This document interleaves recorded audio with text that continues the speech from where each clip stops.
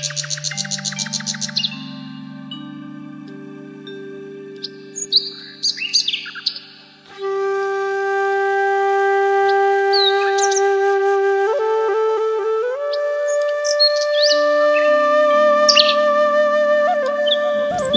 বন্ধুরা, সবাইকে good morning. গৌরীপুরের এই ছোট টাউন থেকে আমি রুমা, তোমাদের সবাইকে আমার মন পাখি চ্যানেলে স্বাগত। তোমরা সবাই কেমন আছো? আশা করি সবাই খুব ভালো আছো আর সুস্থ আছে। আমিও ভালো আছি। তো সকালে ঘুম থেকে উঠেই চলে আসলাম ছাদে। একটু ঝিরঝির বৃষ্টি পড়ছে, তারপর নিচে আসলাম। কালকে কিছু কাপড় ছিল, সেগুলো শুকোয়নি, তো সেগুলি নিতে অ্যাকচুয়ালি এসেছিলাম। তারপর দেখি বৃষ্টি একটু উপরে যাইতো, পরে দেখলাম না, ভালোই বৃষ্টি পড়ছে, তো থাকার মতো না আর কি। তারপরে যে কাপড় নিয়ে নিচে চলে গেলাম। কাজকর্ম তো সেরকম কিছু হয়নি, তো করব। আর এদিকে এসে দেখি আমার মেয়ে বিছানা তুলে ওর কাপড়গুলি গোছাচ্ছে। এই বালতিটা ছিল পিকুর এই খেলনা জিনিস রাখার জন্য। ও আবার কখন ওর কাছ থেকে নিয়ে যে বালতির মধ্যে কাপড় রেখেছে। আর এদিকে পিকু দেখো পাশের রুমে ল্যাপটপে ওই যে কি লিখছে, ওর বুকের থেকে দেখে দেখে ওই যে রাইমসগুলি লিখছে। তো ও পারে সবই, তো দিদিরটা দেখে দেখে আর কি শিখেছে কীভাবে টাইপিং করতে হয়, স্পেস কমা টমা সব জানে আর কি। তো ঘুম থেকে উঠেই দেখি এদিকে আসছে। ও তো এখনও ব্রাশ করেনি, আর আমার মেয়েতে ঘুম থেকে উঠে ব্রাশ করবে, প্রথমে ওকে বলতে হয় না। হ্যাঁ, তো আমারও কাজ করে তা আমি এখন এই যে ব্রাশ করব। তো এদিকে মেয়ে তো বিছানাটা গুছাচ্ছে, তা আমি বলছি তো পাশের রুমের বিছানাটাও তুমি গুছিয়ে ফেলো। তো ওই বিছানাটাও তোলা হয়নি, আমি তুলিনি আর কি। তো এদিকে ব্রাশ করতে করতে একটু না হাঁটলে ভালো লাগে না।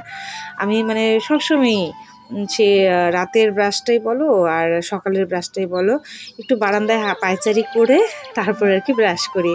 আর গরমের দিনে তো এই যে বারান্দা ফ্যানের নিচে কিছুক্ষণ বসি। তো এখন তো শাড়িটা নেই, শাড়িটা ছিঁড়ে গেছে, খুলে ফেলেছি। তো গরম আসুক, দেখি ওরকম মোটা শাড়ি পাওয়া যায় কিনা। আমার তো নেই, এর আগের শাড়িটা না আমার বড় জায়ের ছিল।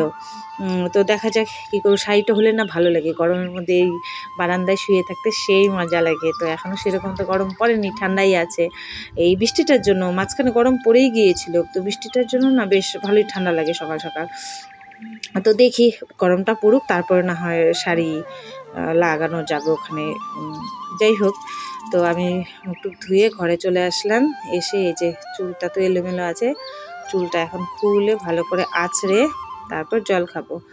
তো মেয়েকে না ঘুম থেকে উঠে বলতে হয় না, ও উঠে আগে ব্রাশ করবে, ব্রাশ করে মাথাটা আঁচড় দিয়ে জল খাবে, তারপর কাজকর্ম করবে। তো পিকু তো যতক্ষণ আমি না বলবো ততক্ষণ ও কিচ্ছু করবে না, ওর মন মতো থাকবে। তো যাই হোক, গল্প করতে করতে আমার চুল বাঁধা হয়ে গেল। চুল বেঁধে এই যে এখন জল খাবো, জল টল খেয়ে বাকি কাজকর্মগুলি করতে হবে। তো আমাদের যেহেতু সকাল সকাল ভাত খাওয়ার অভ্যেস, তো ভাত তো করতেই হবে। সকালে না যদি ছেলে মেয়েকে বলি দুধ বিস্কুট খা, কোনো দিন খাবে কোনো দিন খাবে না। মেয়ে তো বিশেষ করে বলবে আমি ভাত খাবো।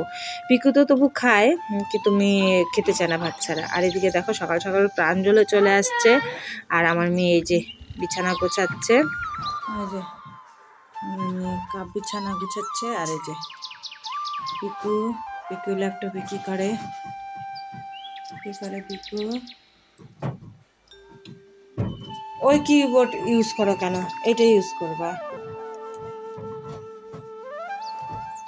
না, ওই কিবোর্ডের এই কিবোর্ডের মধ্যে ওগুলো অপশন থাকে, সব আছে। নাই তো কতগুলো নাই যে উপরে বিছানা টান টান করে গুছাও, খালি এই সামনটা টানলেই হবে। হ্যাঁ, সামন আর ওই কোনা টান টান কর। পাঞ্জুল,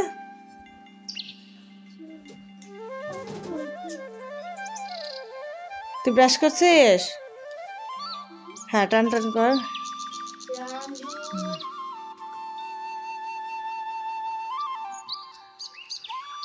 আর আমি এখানে দেখো ওই যে ডাটা বাচ্ছি, আর ওই যে ডালও বসিয়ে দিয়েছি।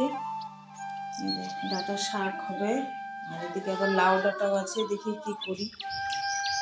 ডাটাগুলি না এত তাজা ছিল কি বলবো, শাকটাও মানে খেতে ভীষণ ভালো হয়েছে। আর এই ডাটা শাক না পিকু খেতে খুব ভালোবাসে, ও পালং শাক খেতে ভালোবাসে, প্লাস এই ডাটা শাকটাও বেশ একটু নরম নরম হয় না, ও খুব ভালোবাসে খেতে, কিন্তু পাট শাকটা একদম ভালোবাসে না খেতে। তো যাই হোক, তো পিকুতে আজকে খাবে মাস্ট। আর ডাটাটা এত তাজা ছিল, এত ভালো ছিল, কি বলবো, একদম শাক করেছি, একদম একটুখানি হয়ে গেছে। তো পিকুই আধার বেশিটা খেয়েছে। তো যাই হোক, শাক খাওয়া ভালো, সেটা ছোট বড় সবারই। এমনি তো অন্য শাক খেতে চায় না, ওই পালং আর ডাঁটা শাকই খায়। তো এই শাকগুলি ভালো করে কেটে নিচ্ছে, অত না কাটলেও হতো, এত মানে কি বলবো অল্প হয়ে গিয়েছিল, তবু ভাবলাম একটু বড় বড় কাটি, তার জন্য একটু কেটে নিলাম। একটু এই যে শাক ভাত হলো, শাক একটু আলুর চিপস করেছি ওদের দুজনের জন্য, আর এখানে ডাল হয়েছে। আর ডাটা চচ্চড়ি এখনো হয়নি। কোনটা আমার? নে কোনটা নিবি, পরে ডাল দিই। বাবা আসো তো, বস আমি ডাল দিই। পিগো দেখো, আমার ডাটা চচ্চড়ি তো হয়ে গিয়েছে, মাত্র জাস্ট নামালাম, আধা কি ধুয়ো উঠছে। তো যাই হোক, ডাটা চচ্চড়ি করার পর আমি একটু খেয়ে নিয়েছি।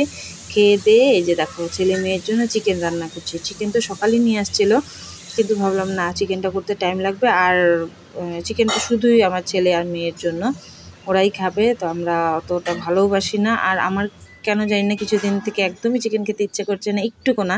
আগে যেমন একটা দুটো খেতাম, এখন তাও খাই না। তার জন্য অল্প করেই আনতে বলেছিলাম, তো হাজব্যান্ডও এই সপ্তাহে আর খায়নি।